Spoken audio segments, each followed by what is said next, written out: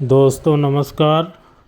मैं आचार्य विजय कुमार सांडिल्य आपका चैनल में पुनः आज की वीडियो में आप सभी लोगों का स्वागत करता हूं।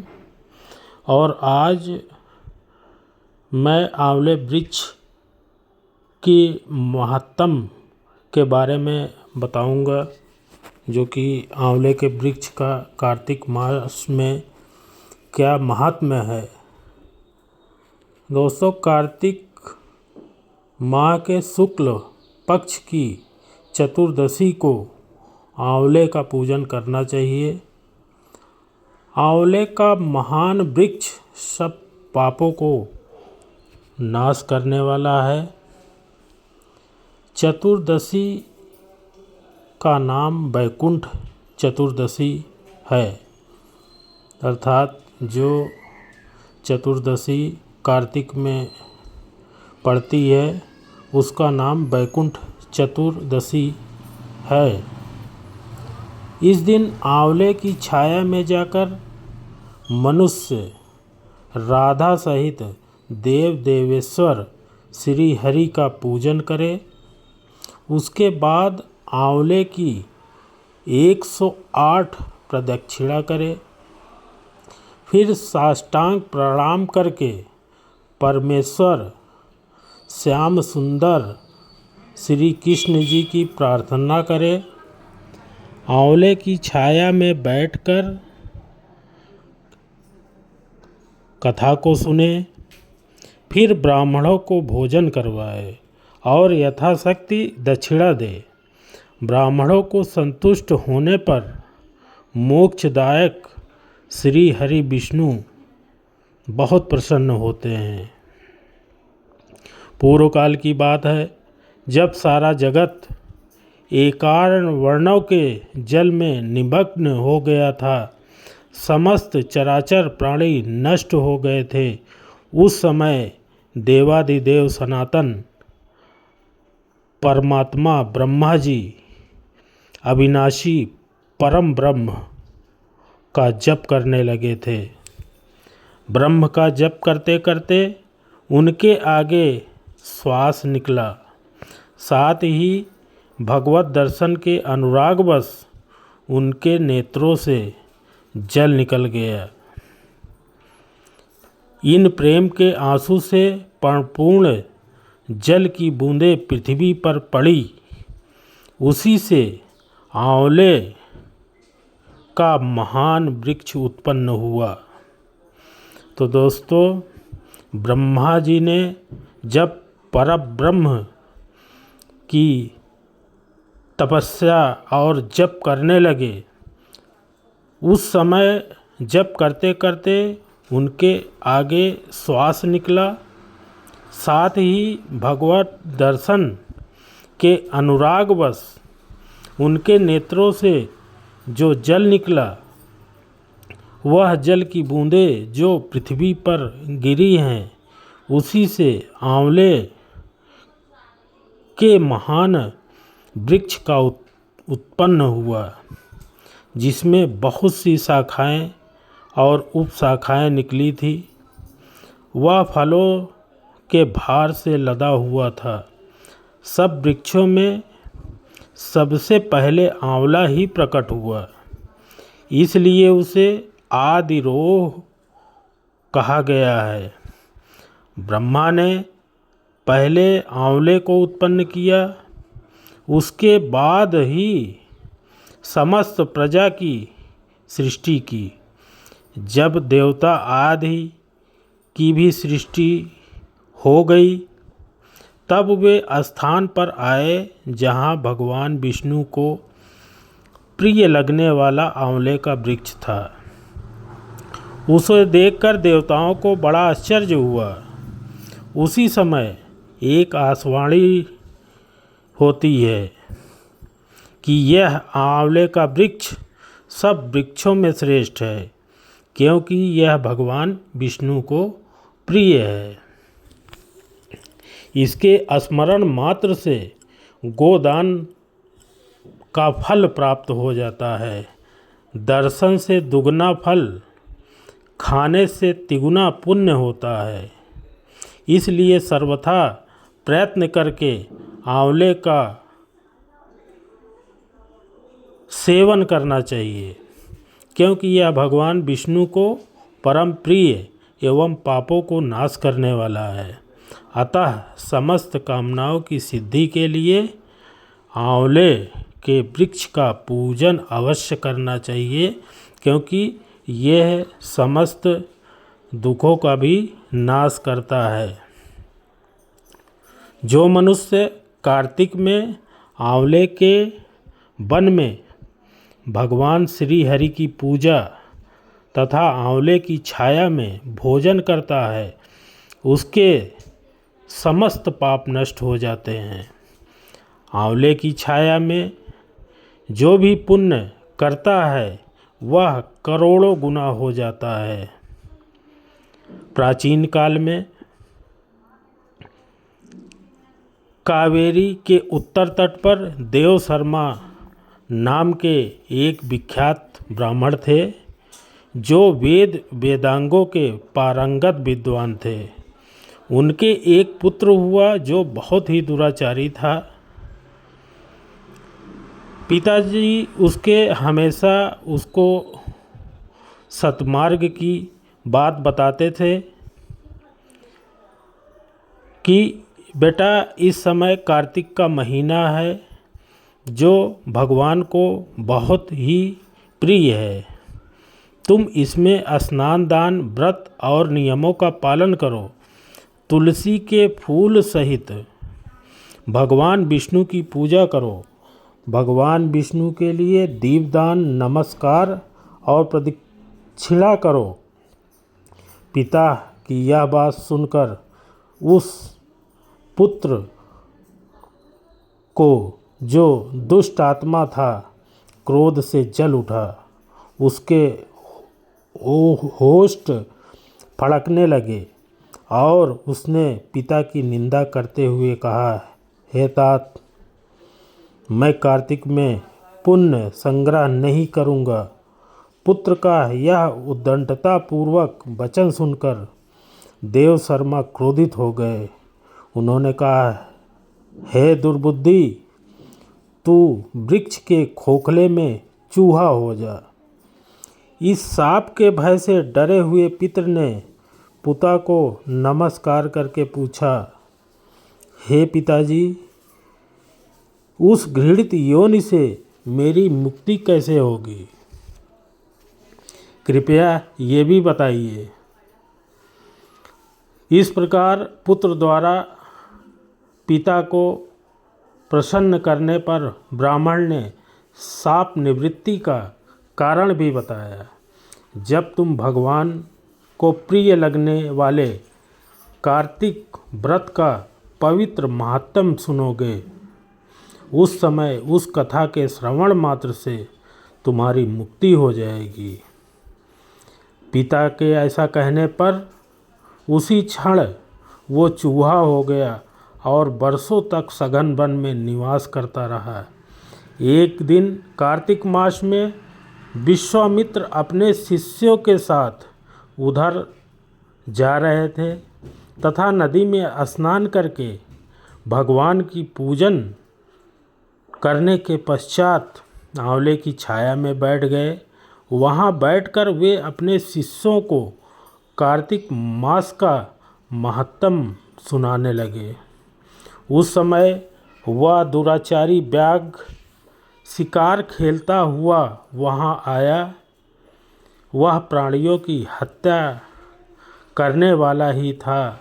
ऋषियों को देखकर उन्हें भी मार डालने की इच्छा करने लगा, परंतु उस समय महात्माओं के दर्शन से उसके भीतर भी सुबुद्धि जग गई।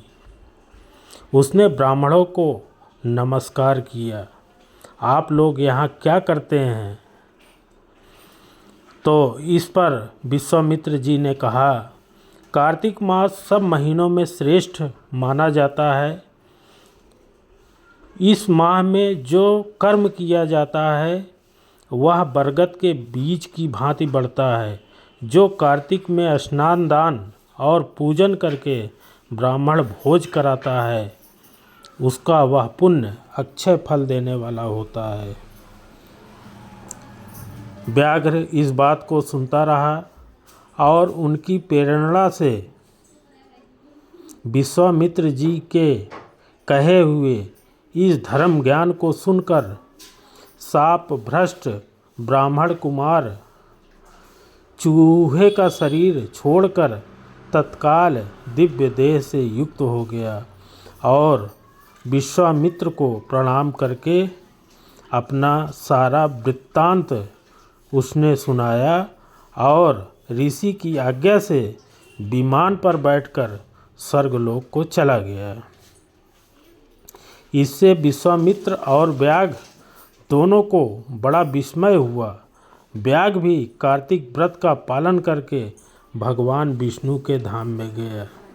इसलिए कार्तिक मास में सब प्रकार से प्रयत्न करके आंवले की छाया में बैठकर भगवान श्री कृष्ण के सम्मुख कथा का श्रवण करें। जो ब्राह्मण कार्तिक मास में आंवले और तुलसी की माला धारण करता है उसे अनंत पुण्य की प्राप्ति होती है। जो मनुष्य आंवले की छाया में बैठकर दीपमाला समर्पित करता है उसको अनंत पुण्य प्राप्त होता है। विशेषतः तुलसी वृक्ष के नीचे श्री राधा और भगवान श्याम सुंदर श्री कृष्ण जी की पूजा करनी चाहिए। तुलसी के अभाव में यह शुभ पूजा आंवले के नीचे करनी चाहिए। अर्थात अगर कहीं पे तुलसी जी का अभाव है या तुलसी जी का वृक्ष नहीं है, अगर आंवले का वृक्ष मौजूद है तो वहाँ आंवले के वृक्ष के नीचे पूजा करनी चाहिए। जो आंवले की छाया के नीचे कार्तिक मास में ब्राह्मण दंपत्ति को एक बार भी भोजन देकर स्वयं भी भोजन करता है वह अन्न दोष से मुक्त हो जाता है।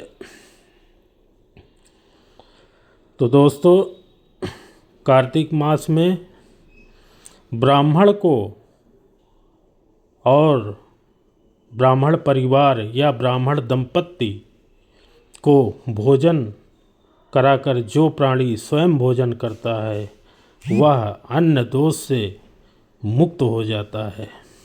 लक्ष्मी प्राप्ति की इच्छा करने वाले आंवले से स्नान करें। विशेषता है एकादशी तिथि को आंवले से स्नान करने पर भगवान विष्णु संतुष्ट होते हैं। नवमी, अमावस्या, सप्तमी, संक्रांति, रविवार, चंद्र ग्रहण, सूर्य ग्रहण के दिन आंवले से स्नान नहीं करना चाहिए। जो मनुष्य आंवले की छाया में बैठकर पिंडदान करता है उसके पितर भगवान विष्णु के प्रसाद से मोक्ष को प्राप्त होते हैं। तीर्थ या घर में जहाँ जहाँ मनुष्य आंवले से स्नान करता है वहाँ वहाँ भगवान विष्णु स्थित होते हैं। जिसके शरीर की हड्डियाँ आंवले के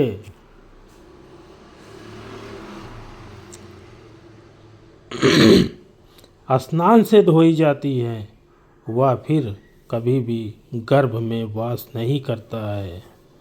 जिसके सिर के बाल आंवला मिश्रित जल से रंगे जाते हैं वह मनुष्य कलियुग के दोषों का नाश करके भगवान विष्णु को प्राप्त होता है। जिस घर में सदा आंवला रखा जाता है वहाँ भूत प्रेत, पिशाच, कूष्मांड और राक्षस नहीं जाते। जो कार्तिक मास में आंवले की छाया में बैठकर भोजन करता है उसे 1 वर्ष तक अन्न संसर्ग से उत्पन्न पाप का नाश होता है। इसीलिए दोस्तों, कार्तिक मास में आंवले का वृक्ष का बहुत ही बड़ा महत्व है। इस मास में आंवले के वृक्ष के नीचे ही पूजा करनी चाहिए। हाँ, तुलसी जी उपलब्ध हैं तो तुलसी जी के नीचे पूजा करें, और साथ साथ अगर आंवला भी उपलब्ध है तो आंवले की वृक्ष के नीचे पूजन करना चाहिए। और दोस्तों, अगर आपको अन्न दोष से मुक्त होना है तो कार्तिक मास में आंवले की छाया के नीचे ब्राह्मण दंपत्ति को एक बार ज़रूर भोजन कराइए, क्योंकि आंवले की छाया के नीचे कार्तिक मास में ब्राह्मण दंपत्ति को अगर एक भी बार आपने भोजन करवा दिया तो आप सदैव के लिए अन्न दोष से मुक्त हो जाएंगे और लक्ष्मी प्राप्ति की इच्छा रखने वाले व्यक्ति को सदैव आंवले से स्नान करना चाहिए। और विशेष ये भी ध्यान रखना चाहिए कि नवमी, अमावस्या, सप्तमी, संक्रांति, रविवार, चंद्र ग्रहण, सूर्य ग्रहण के दिन आंवले से स्नान नहीं करना चाहिए। जो मनुष्य आंवले की छाया में बैठकर पिंड दान करता है उसके पितर भगवान विष्णु के प्रसाद से मोक्ष को प्राप्त करते हैं। तीर्थ या धर्म घर में जहाँ जहाँ मनुष्य आंवले से स्नान करता है वहाँ वहाँ विष्णु जी उपस्थित रहते हैं। तो दोस्तों, इस कार्तिक मास में आंवले वृक्ष का इतना महत्व है कि आंवले के वृक्ष के नीचे कार्तिक मास की कथा सुनने से जैसे एक चूहा साप मुक्त होके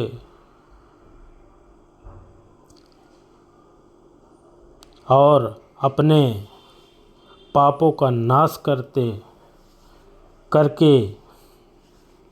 स्वर्गलोक जा सकता है, तो